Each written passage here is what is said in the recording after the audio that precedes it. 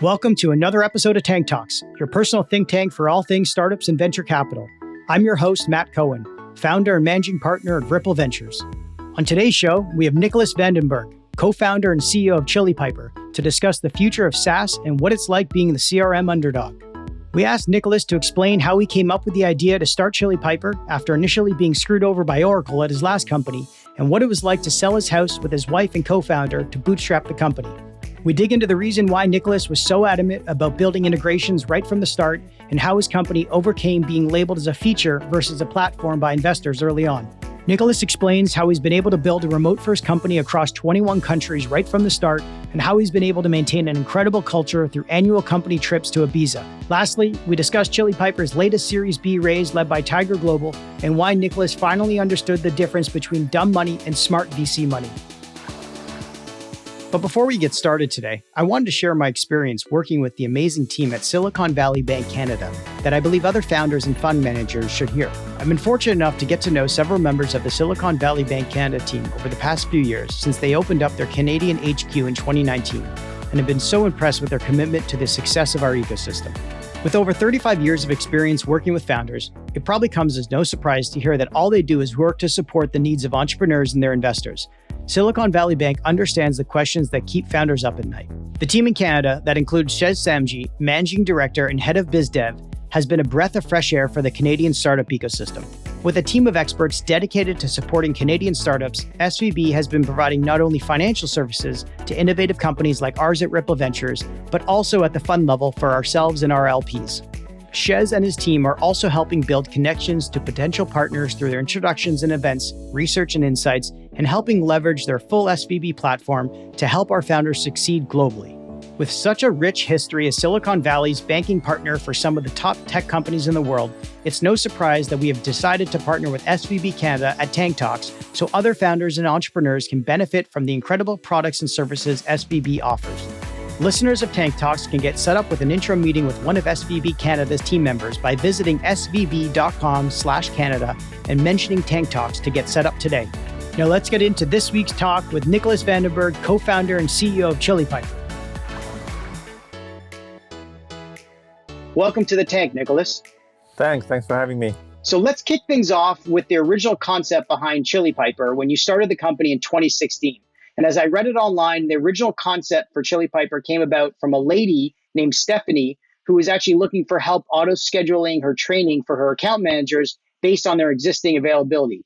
Is that true? And can you give us a bit more of the story behind that? Usually, and I've started companies before, usually when you start a company, you have an idea of a problem that's not really well solved, and you build the product to solve that problem. In the case of Chili Piper, my wife is actually my co-founder, and she and I started more as a thesis. So we had a thesis that the world of sales techs were going to be completely transformed. Alina comes from building B2C apps for companies like Thomson Reuters and Pearson and Bloomberg. And our thinking was this quality of user experience that you get in consumer apps is going to come to the world of B2B and it's going to completely change that world. And I love sales, and I thought, let's apply that to the world of sales. So it was a thesis. So we said, we're going to start a company with that thesis. But first, you need a product to sell, right? So the next thing we said, we have this big vision. Now we need to get started somewhere. And so I started interviewing, talking to a lot of people. And that's when I ran into Stephanie, who said, I have this little problem of my prospecting team having to book meetings for my account executives. And we round robin, so we have a spreadsheet, and it's very complicated, and people cheat, and they spend 7 minutes to book a meeting. Can you automate that? And the funny thing is that my wife, Alina, prior to that, she was running a $1.2 billion project for Pearson. She said, listen, I didn't leave Pearson to solve this little shitty problem. And I said, yes, you did, because that's how it works in tech and startups. You have to start somewhere.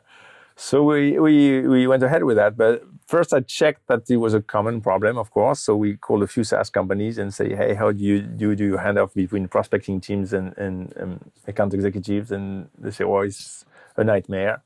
And then we went after that particular problem with the clear vision that it was just our place to land, right? The beachhead, that they call it, and we were going to expand, which is exactly what has happened. We've expanded in more complex and more and broader use cases as the company developed. Yeah. Well, it's quite incredible because you and your wife were both working at multi-billion-dollar companies. You were at a telco, I believe, and Alina was working at a $1.5 billion company as well, or project. But I also heard another story that you really started Chili Piper because you got screwed over by Oracle, who convinced you into renewing applications you didn't need. Can you tell us a story about that? So I mentioned that it was a thesis that sales were going to be transformed in sales tech. But what really pushed that thesis was my experience with Oracle and the old-fashioned way to do sales. So the way it happened is that when I was at this telecom company, we realized that out of the 17 apps that we had procured from Oracle, only 8 of them were being used, referred to as shelfware, right? So we had 9 apps that were untouched, and these apps were licensed, so it was not even a SaaS. It was, but there's an annual maintenance cost. So we went to the rep and said, listen, we have 8 apps we're not using, so you need to lower that annual maintenance cost. And he said, if you want me to do that, your cost is going to go up. And I said, no, you misunderstood. We want to use less. He said, yes, but we're going to unbundle and you will go back to list price. And list price is, so, even if you just have that's how bad the discount is. Even if you go back to less than half the app, the list price is so much higher than your cost is going to have. And the head of IT operations at the time and myself, we thought, wow, we got screwed big time with this list price. It's like, you no longer want to use the app, the price goes up. So that's when I thought, look, this is all going to change. And with SaaS coming, you can tell that buyers were going to have a lot more power, and it's going to be a different world. And so the thinking is going to be different people doing these sales, different processes, different tools, and this whole thing is going to change. So that really convinced me that thesis that sales were going to be transformed as some deep roots that are justified. And it's exactly what's happening. It's an Oracle bought all these cloud companies one after the other, and they're trying to repurpose their salespeople and sales cloud solutions, and they've had to play catch up. Absolutely. Yeah, that's very funny. It's funny you say shelfware to describe some of these legacy players in the tech space. But I'd also say that Salesforce, which obviously Mark Benioff started after he left Oracle, has evolved into that as well, because there are so many things inside of Salesforce that a lot of sales teams still don't use today, but they do still pay for it. And if they were to ask if they could unbundle Salesforce, they would not be able to get a cheaper price. But startups have a very different way of thinking about it. It starts with a base price for a base product. And then if you want to add on more value, you pay more for that, right? That seems logical. But the original generation of SaaS companies, they didn't think that way. It was like, we're going to give you everything you don't want and charge you a flat rate. And if you want less of it because it's more valuable to you, we're going to charge you more for that, which is unbelievable to think of. I think it's the next wave in the evolution of pricing for SaaS companies is to debundle and make things much more optional. The company that led this trend is actually Amazon, right? At Amazon, you go to AWS and you pick and choose and you pay for what you use, and you can use anything and not anything. So that's a bit extreme in the Chinese menu that they appear.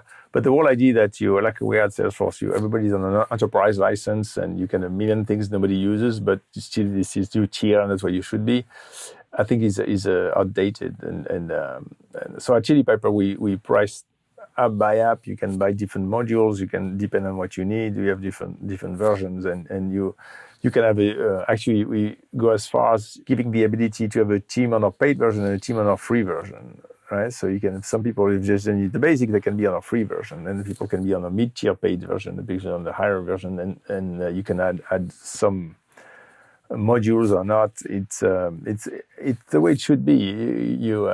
It's moving towards ultimate value for the buyer. So the buyer should really get the value that they're paying for, and that debundling of pricing is a key component of that trend.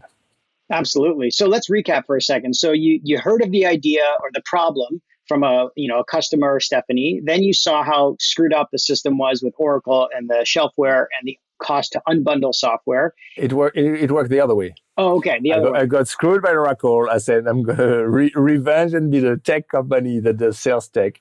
Then I went to Stephanie and other people and say, what problems do you have? And Stephanie had that problem and say, okay, that's how we're going to get started. Yeah. Got it. And then you convince your wife to join you. Perfect. So I hear you then sold the house and decided to bootstrap the company, which is also a crazy thing to do. But in hindsight, that was a great decision. But can you tell us what those first few years were like running that bootstrap company with your life partner? I'm laughing because now it's done and we're very happy, but I wouldn't recommend it to anybody. Well, now we have a lot of capital, as you've seen. We've just raised 33 million, and life feels so much more comfortable. I'm going to tell you, like you're budgeting. So yeah, at any time you have the stress of making payroll at the end of the month, and even when things go well, then you want to hire more people because you want to grow, right? So at Chili Pepper, we started with 5 of us, and we funded it, like you pointed out, with the sale of our house. And then as things got better and we were more comfortable making payroll, then we wanted to increase payroll. So you constantly, if you don't do it, you feel like you're not growing fast enough. If you do it, then you have the stress of the end of the month. I've spent pretty much 16 to 19, 3 years. I think I've checked my bank balance every single morning when I woke up. Right? Because you get payments for customers, and you will check that the payment has arrived. Every morning was Chase app on my iPhone, and I just go and check the payments arrived. So you ask me what were these years like. That's the main thing I can remember is that I had to check our bank balance every morning when I woke up. Yeah, it's incredible. I mean, obviously, in hindsight, like I said, a great decision. But they say there's nothing that's going to make an entrepreneur work harder than putting a mortgage on their house. Well, you didn't even have the mortgage; you just sold the house to fund the company in the early days. Yeah, exactly. We were really committed to it. We think this is a huge opportunity. We think it's our passion and our talent to be the company. So we were going to put all our eggs in that basket and take it all the way to as far as we can. That's amazing. So how long did it take you to develop the initial MVP for Chili Piper, and who ended up becoming your first customer? It was quite short because, as I mentioned, it was a relatively narrow problem that we targeted. Right when I mentioned that, Alina said that I didn't leave my company to solve this little problem. So it took us 4 months as the answer. It took us 4.5 months. We had Stephanie's company, it's a company called 5 Stars, really cool people, prepay. So say if you want us to do it, they were motivated enough, they prepaid. So when we finished, we got acceptance from them, and then we marketed to other people. And so the real regular customer is actually a very visible company called Greenhouse in New York that do an applicant tracking system. They had the problem. Their head of sales ops, Tori, is completely on top of things, so she understood immediately what we were doing and what problem we're solving, and she moved very quickly. And I came home with, I still remember, a paper check for $7,000 and said, look, we're in business. So it was May 16. So we started in January 16 and it was May. So it was that 5.5 months. And from there, what's amazing is that because this problem had remained unresolved, we started signing big companies, even though it was just 5 of us. So in September, we signed Square. They never asked us how many people are in the company and how strongly funded we are, which we were not. And we had a lot of other beautiful logos like that that trusted us because we had a really strong solution for a problem that was quite acute. That's amazing. I mean, you had key customers willing to pay upfront for a product that wasn't even really built yet. I mean, were you just that great at selling? Was it the Parisian accent that worked? What was it? That's not the Parisian accent that helps or ignorance, but I love selling, so I don't know if I did a good job at it or not. I mean, it worked, but not all tech startups succeed by solving an acute pain. Sometimes you can just do something that's better. I always tell people when the iPhone came out, I was super happy with my Sony Ericsson. I had a Sony Ericsson. It was good. It was good. And people, they were called the the BlackBerry, like crackheads, with the BlackBerry, because they were so addicted to the BlackBerry. Nobody would have ever guessed that BlackBerry would be obliterated out of the market because everybody was happy with it. So iPhone just came, it was better. People didn't have any pain. They just did something better. In the case of Chili Pepper, back to your question, there was a pain. This problem of the handoff between prospecting and account executives was really creating headache for the operations. There was a lot of cheating. They were very much aware of the fact that there's a problem, and as a result, very much willing to move. And that's the reason why they prepaid. I don't think it's any magic from my accent. I think there was a real problem, and when that happens, people are willing to spend money and take action. There's so many competitors in the space. The topic today is, how to be the CRM or beat the CRM players and be the underdog. So with the meeting booking space, so competitive with the outreaches and Salesforce and HubSpots, how were you able to create a wedge into this crowded space so early? There's a fundamental trend that most people don't understand, and it relies on a very simple technology, and that technology is called OAuth. OAuth one application to another, and that application now has the right to talk to the other application. So in the old Oracle days, when you wanted to integrate some apps, you had to call Accenture and do all sorts of complicated work. Now, if you want to integrate two apps, you click on 3 buttons and the apps are integrated. And what this OAuth and this ease of it. So for example, Chili Pepper integrates with Google Calendar, with Microsoft Outlook, with Zapier, with Salesforce, now with HubSpot. And to do that, you just click 3 buttons and you OAuth into the applications. And what that has done is enable a world where you can build a very narrow application. And if your application is strong, then the buyer can just decide to use it, OAuth into it, and it's done. So the reason why you see, in sales tech, you see 1,000 companies now in existence, and MarTech is even worse. And people say, oh my God, it's so crowded. It's misunderstood when people are crowded, because many of them solve different problems with different use cases. And because of this ease of integration, it's not viable to focus on a small problem and solve it really well. Often people say, well, it's such a crowded space. For our concierge product, which is our inbound product, which is when somebody comes to a website and submit a meeting request, they get a thank you page. And companies lose half of their prospects because they don't act on that thank you page quickly enough. So our concierge automate that process. Upon form submission, we route, we qualify the prospect, we route, we find the rep, and we book or we connect them in real time, and we double conversion rates. So that product concierge has actually no competitor. You can look everywhere. If you look for something that's going to integrate with your form to book in real time, there's no solution. So we have no competitor. Now, of course, this is very precise use case, but we have no competitor. So to answer to your question, how did we manage to avoid Salesforce? We went with the use case where there's no competitor. We solved it really, really well. And our integration, you can be up and running. It has happened to me where I had a demo in the morning, they sent me the money at lunchtime, and we went live in the afternoon, right? And live on their website, some customers. So there's no barrier to adoption. And that's how it works. And that's the beauty of the current world state of tech is there's a lot of opportunities for small companies to solve a particular problem and be successful in that problem. Now, of course, eventually everybody wants to expand and solve bigger problems. And so Salesforce starts paying attention and say, oh, that little problem, we want to cover it because it's an important problem. But there's a lot of them, so they can't cover everything. So you found the white space, basically, where there are people who weren't really spending much time. That makes sense. And is that the same product as your meeting lifecycle automation product? That's right. We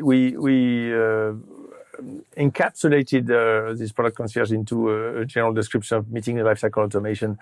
The reason why we said that is often people think of us as scheduling. So we have an online scheduling, and people think, oh, it's like Calendly, you do scheduling. But the hard part of what we do is not the scheduling, it's not suggesting times and booking a time, it's all the steps ahead of that, integrating with the form, qualifying based on the data, routing in real time. So it's a life cycle that needs to happen before scheduling that we automate. And that's why we call it meeting lifecycle automation. The same way, the problem we were solving with Stephanie, her main problem was not finding a time. It was making sure that it's routed to the right account executive in real time, right? That you for example, if it's round robin, that you know who is next in line, and if two people book at the same time, that you adjust and so on. So the complex part of what you do is more of the routing, which is part of the life cycle of what needs to happen for a meeting to be booked. And that's what we do really well. Well, yeah, I mean, you just said it yourself. You basically are able to double inbound conversion rates using your inbound revenue acceleration platform, which is so valuable for a lot of companies who are receiving a ton of traffic to their website. How are you able to A/B test this early on? And, why do you think you're so successful converting these inbound leads versus some of your competitors? The way I think of it is, why hasn't anybody ever thought of it? Because it's so obvious that if somebody comes to the Ripple Ventures site and say, I want to talk to somebody, and they get a thank you page and they don't hear from anybody for 3 days, then the odds are you're going to lose that person, right? Maybe they went to another firm, and it's obvious that there are a lot of studies that say the faster you act, the better. But it's completely obvious that if you act in real time, then it cannot be any better, right? It's like you book in real time or you call in real time, they cannot be any better. So the fact that it's going to work better intuitively was always clear to me. And now to the first part of your question, how did we A/B test? Well, we're very lucky. When beta of our solution, I reached out to a company called Segment. It's a marketing company. At the time, the head of growth at Segment was this French guy, Guillaume Cabane, who is known in the industry for always be willing to experiment.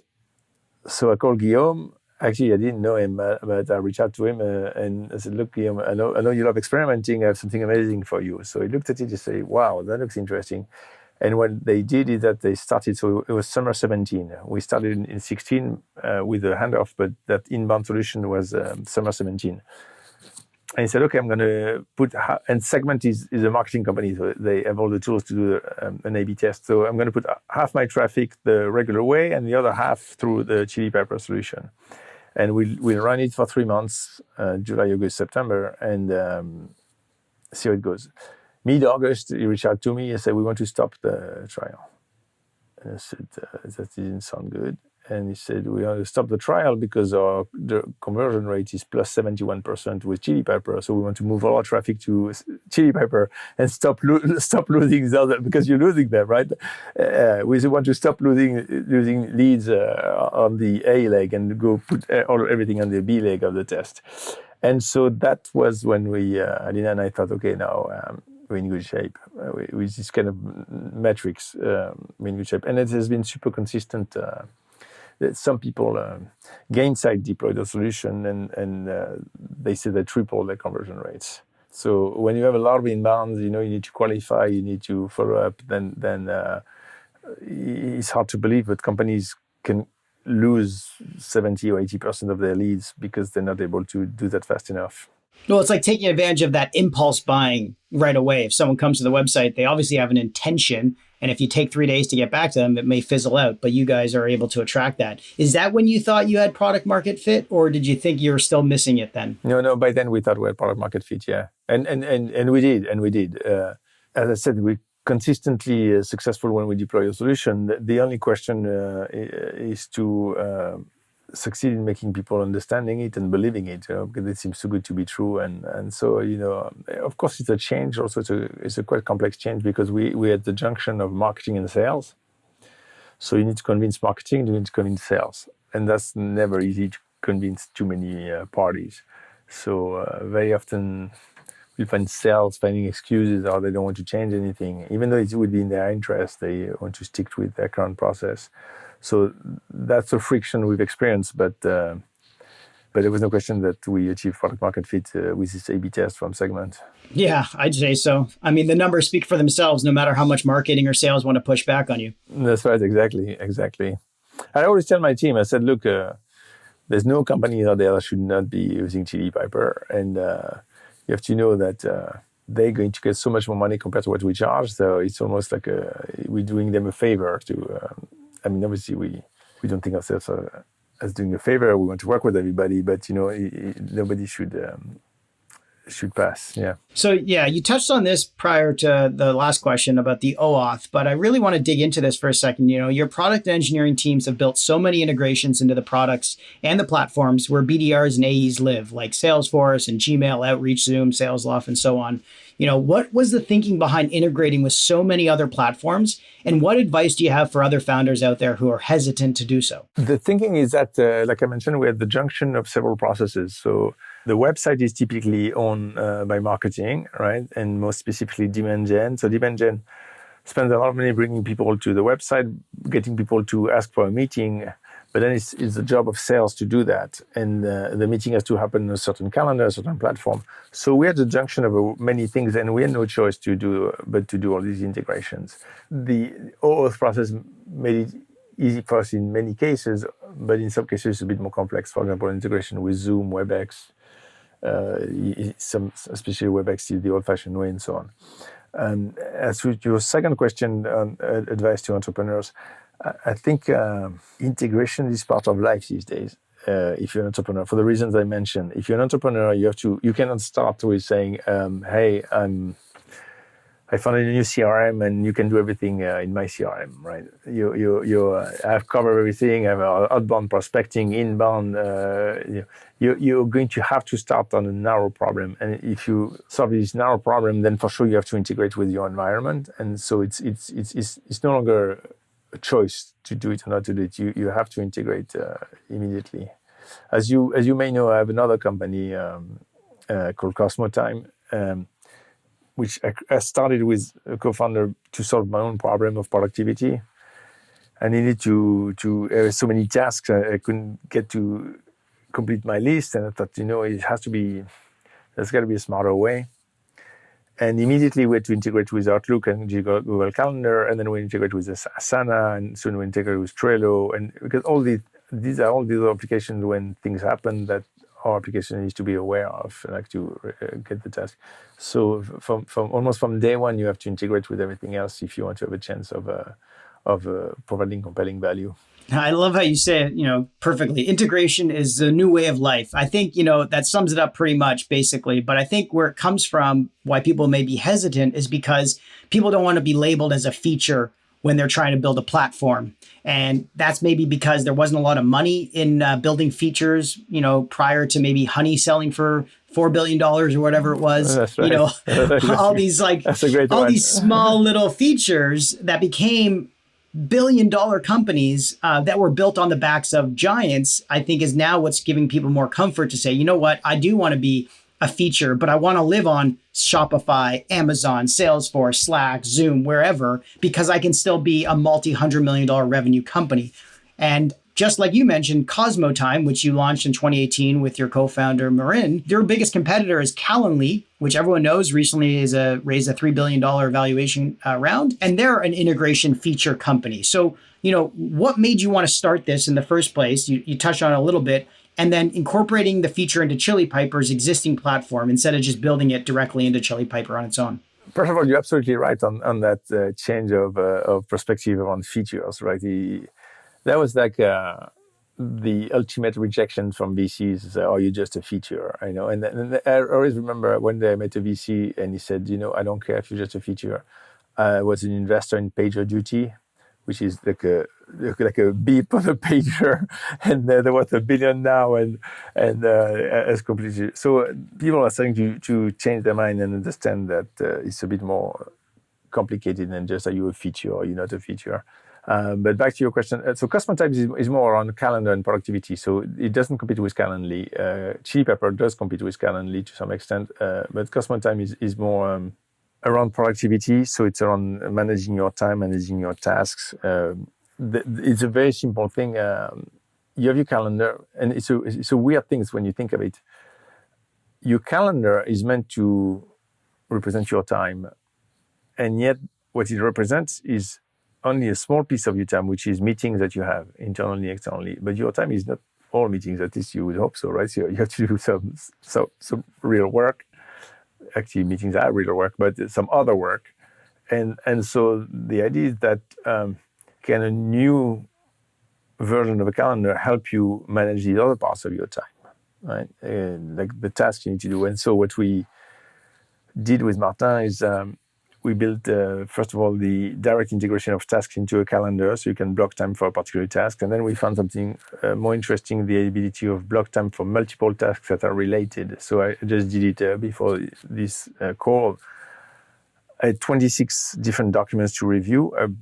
Block time, I put these 26 documents and I go one after the other, right? And it's the most effective way to do something. When people ask you to review some documents, I put them all, I drag and drop them into a block. And when time comes, I batch and I do related tasks in one flow. So that's one example of things that can be done in a calendar to improve work that's not a meeting. What got us started and the reason why we did a separate company is that it's a very separate problem that addresses very different personas, right? So it's mostly at customer time or customers are mostly busy professionals, a lot of product managers, marketing, some software developers also, because we also have some focus features where you can block distractions. So that's of very high value to people whose job take a lot of focus. Writers also, right? So blocking distractions. So that was the impetus. And we did it with Martin because we didn't find a solution that worked well. And we thought, okay, we're going to build it. No, I totally understand why you did it that way. And I'm sure investors understood that as well. One thing I'd love to get your insights on is, the way that you've built your company fully remote first from day one. You've got 93 employees, 81 countries or cities, 21 countries around the world, long before the pandemic even hit. And it looks like you've built an incredible culture as a remote first company. What is your secret sauce in creating and maintaining such an incredible and inclusive culture? The first challenge is to make it work. By that, I mean, have the operations work, like being able to all work remotely without ever meeting one another. This, I was very confident that it was possible because I'd worked before with multiple offices, and I can tell that if I have a meeting with somebody in another office, with video calls and so on, it can work well. So the first requirement was to be able to have processes and tools that work in a remote environment. And I'll give you more details about these processes and tools because we ended up inventing things that work really well and are very specific to this remote environment. And once we had the thing working, then you're right. The second question is, how do people feel included, right? To achieve that, we spent a lot of time thinking about what people would value. And what we ended up doing is focus on personal development of employees around the concept of help. So we all help one another. So it's number one. If you go to our website and you see the value, we have help. So we always encourage our employees to help one another. And we actually, every week, we have this thing called the unicorn of the week. And the unicorn of the week is the person who's been the most helpful. And so we're all on Zoom. By now we have 100 people on Zoom, and we celebrate the person who did the most helpful. To be honest, when we started that, we just thought it was a cool thing to do to help each other. And now we realize that it's a key part of our culture because since we're all helping one another, we're all part of the same team and we're all going to the same journey. So that has been a key part of our culture. And then the other piece is once a year, we all get together in person. So last year, we were not able to do that. But the year before we did, I took everybody to Ibiza to do the closing of the Pasha Club, if you're familiar with that club. And I can tell you that's a very bonding experience to go. We also rented a sailing boat and got everybody on the boat. And even if it's only once a year, doing a strong experience, even if it's once a year, makes a world of difference because, when you go to the office, you meet people, you say hi, you maybe have a discussion with coffee, but you don't spend a weekend on a boat or doing in a club in Ibiza. And when you do, it's a much stronger experience. So this is the second piece of the secret sauce to make it work is this in-person gathering once a year. So this year we've already booked it. It's so important to us. We've already booked it. We already reserved everything. We're buying the entire beach in Tulum in Mexico. We're bringing everybody. We've already planned the DJs, and how we're going to do it. We take it very seriously because it's a critical part of our culture and making sure that everybody feels they're part of the journey. Thinking about the way you've, built an inclusive culture across so many different time zones. I mean, That's really hard to do on its own. But then you think about how to build that, human connection with people rather than bringing them to a conference room. You bring them to a club in Ibiza or a beach in Tulum. That is where the real human bonding experiences and connections happen. And we do the same thing at Ripple, where we actually rent a large camp north of Toronto, Canada. And we started something called the Ripple Retreat, where hundreds of our portfolio companies come and spend a weekend up north in the woods on a private lake, doing bunches of activities and live music and dancing and events and stuff. And that's where a lot of the bonding and connections happen with their own employees. But we broadened it out across our portfolio. And I totally agree with you. It must be incredible to see people you talk to on Zoom all the time, but get to actually physically hang out with them on a beach is way different. And I don't think that's ever going away. Yeah, it's amazing. Good for you that you did this retreat. Yeah, it makes perfect sense. Yeah. The funny thing that happens is that, so you hire 15 new people, you've only seen them in Zoom. So for example, you're looking at me, how tall do you think I am? Oh, you got to be like 7'2". I don't know. 6. No, I'd say 6'2". Right on, I'm 6'2". But very often you mistake it. So the funny thing when you show up in person is that you see short people who expect you to be tall and tall people who expect you to be short. It's an anecdote, obviously, but this new discovery of how people really are in a different environment in person. And we have people from 22 countries, right? So also different nationalities. The fact that we can spend time together, discover one another and learn to appreciate one another and party together is an unbelievable human experience. It's unbelievable. That's amazing. Now, how do you deal with like getting all 100 people on for the unicorn of the week from a time zone perspective? Is it all based on like your New York East Coast time? Yeah. So some people have to wake up early in California. It's 10 a.m. on Friday, so New York, so 7 a.m. California. Oh, not too bad. Yeah, it's a bit late in Siberia, which is the further east that our employees are. They're 10 or 11 hours ahead, so it's like 8 o'clock. It's a Friday night. You can just have a little call with the company before you go get your beer in Vladivostok. That's incredible. So you recently announced your Series B of $33 million led by Tiger Global, where you called it, in a blog post I read, "Is there such a thing as smart money?" in which you described the amazing support you received from existing investors, Base 10, who we are co-investors with as well, and On Call Health, as well as Gradient Ventures, in raising this round in 3 weeks. Can you briefly explain what you meant by smart money and how you went from thinking capital is just capital to now realizing there is such a thing as smart money out there? Concept of smart money, first of all, I thought was a bit offending, at least for the VC industry, because it implies that there are people who are dumb, out there. And from my perspective, I mentioned earlier that when we were bootstrapping, I woke up every morning checking our bank balance. All I cared about was to get money. And my thinking is, what is smart? For people who understand that our business is good, make good investment decisions. There's a broad distribution. But from my perspective, say if I get the money, that's good enough. I don't expect people to help me run my business. I don't. But what I found is two things. First of all, there's a key component in the life cycle of a startup is that you're going to have some other rounds, and so you're going to have to bring some new investors. What I've experienced with Base 10 and Gradient is that they know all these investors. And they don't know of them like I know of them. Like I know of, Meritech or Sequoia. They actually know the people there. They know how long they've been there and so on. And so when we got ready for this B round, they had the list not only of the firms, but of the people to talk to and how to go about it and what to emphasize. And that piece, it's a very important part of the life of a startup.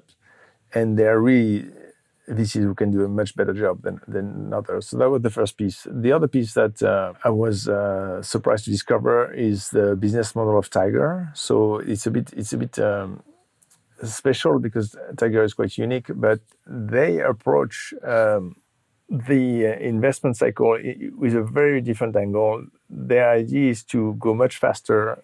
They give term sheets that are much more entrepreneur friendly. They typically will even ask for a board seat, so they'll put no term there. They actually even hire a consulting firm, Bain, to help their portfolio companies. So they do a lot of things that are very entrepreneur friendly.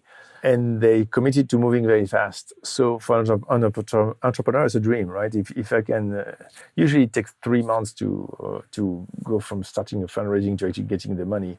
In this case, we do it in 3 weeks. For us, it's amazing. It's impossible to overstate the value of that thing. I can go back to work after 3 weeks and have the money in the bank and so on. So that's a strong innovation from my perspective that Tiger has brought to the market. Now, I understand the early stage, it couldn't work that way because they have to base their investment decisions on data. And so the data has to be strong enough to be conclusive. If you invest in a seed and you take a bet on where the market could go, you would have a harder time to do that. But I remember in the early days, Draper Fisher Jefferson. So I was in business school with Steve Jefferson, and he got that job and became a partner at Draper Fisher, that became Draper Fisher Jefferson. Their strategy was a bit of a similar thing: to move very fast, make a lot of investments, and understanding that some may not work, but those would work, would pay out. And they were very successful with that because it's very entrepreneur friendly. You come, you have a few meetings, boom, they give you a term sheet. They only give you $500,000 at a time, but you can move fast. So in this case with Tiger, I think their approach is very smart.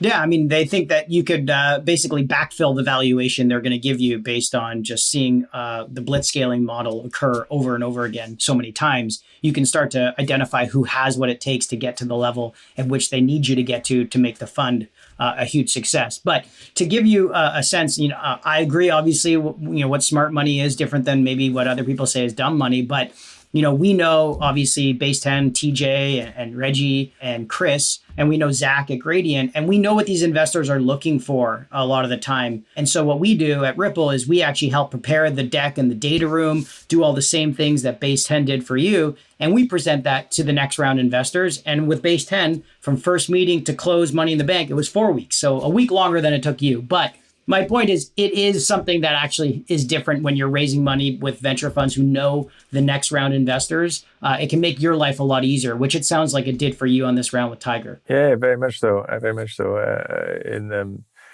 delighted to hear that you do the same thing at Ripple Ventures. That's a great service to entrepreneurs. Well, I'm really excited to see what you do with the company over the next few years. Before we wrap things up, we always like to ask our guests for any book recommendations that you think our audience should give a read to. The one that is required reading at Chili Piper is Never Split the Difference by Chris Voss. By now, many people have heard about it, so it's not a revelation, but it's a very, very strong book. There's a lot of good techniques to be used, not only in sales, but in relationships. And that's definitely something I continue recommending. I could not agree more. I've done his masterclass, and I've also read the book, and I continue to believe in a lot of the tactics he had. Maybe you used some of them on me today. I wouldn't even know it. That's great. And thank you for joining us today, Nicolas, to discuss the future of SaaS and then being the CRM underdog. Thank you.